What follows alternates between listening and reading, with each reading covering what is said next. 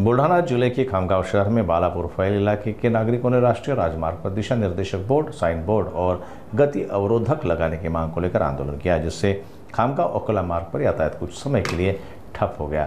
तेज रफ्तार वाहनों के कारण सड़क पर दुर्घटना का खतरा था और कई दिनों की शिकायत के बाद भी अनावश्यक बोर्ड हटाने और गति अवरोधक लगाने की मांग पर यातायात विभाग की ओर से कोई कार्रवाई नहीं की गई थी। आंदोलन के दौरान पुलिस और निर्माण विभाग के अधिकारियों ने घटनास्थल पर पहुंचकर नागरिकों को लिखित आश्वासन दिया कि उनकी मांगें जल्द ही पूरी की जाएगी। आश्वासन मिलने के बाद आंदोलन समाप्त हो और यातायात फिर सुचारू हुआ। इस आंदोलन में महिलाएं, युवा और बुजुर्ग बड़ी संख्या में शामिल थे।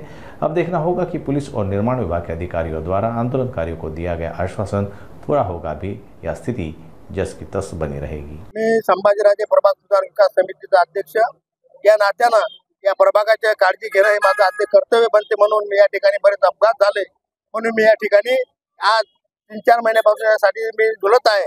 लोटांगण आंदोलन घेण्याचा कार्यक्रम लावला होता मागे, पण काही काळजी घेतल्या नसल्यामुळे पण मी एका महिन्यामध्ये सर्व बराबर लाईन लावली आणि सर्व समितींना पत्रव्यवहार केला।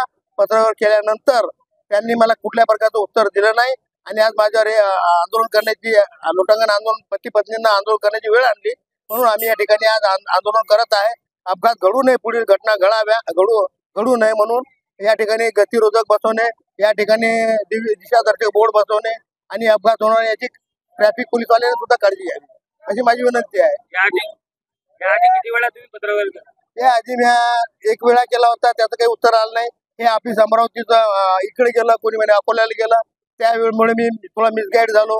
त्या मिसगाईड मध्ये मला खरा पत्ता लागला PWD आपल्या पोलीस स्टेशन समोरचं खातं आहे, त्या ठिकाणी मग त्यांनी मला पत्रव्यवहार ते म्हणे या पत्त्यावर पाठवा, मग मी ते पत्त्यावर पाठवलं, पण तिकडून काय अद्याप उत्तर आलेलं नाही। मग काल काय सुचलं काय माहिती, मी परवा सर्वाला साहेब, ठाणेदार साहेब, पवार साहेबांची भेट घेतली, त्यांनी योग्य प्रकारे मला मार्गदर्शन केलं आणि मी संबंधित अधिकाऱ्यांशी भेटलो, त्यांची भेट होऊ शकली नाही।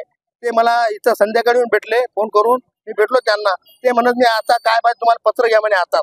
मी म्हटलं पत्र कसं काय घेऊ हातात, लोकांच्या सहकार्याने लोकांच्या तक्रारी असल्यामुळे मी या आंदोलनासाठी हे विशेष प्राधान्य या लोटांगण आंदोलनाला केलेलं आहे आणि माझं काही सर्वांचं भलं झालं पाहिजे हे माझं हित आहे, म्हणून मी यासाठी आज रोजी 30/10 गुरुवार रोजी मी या ठिकाणी आज आंदोलन करत आहे।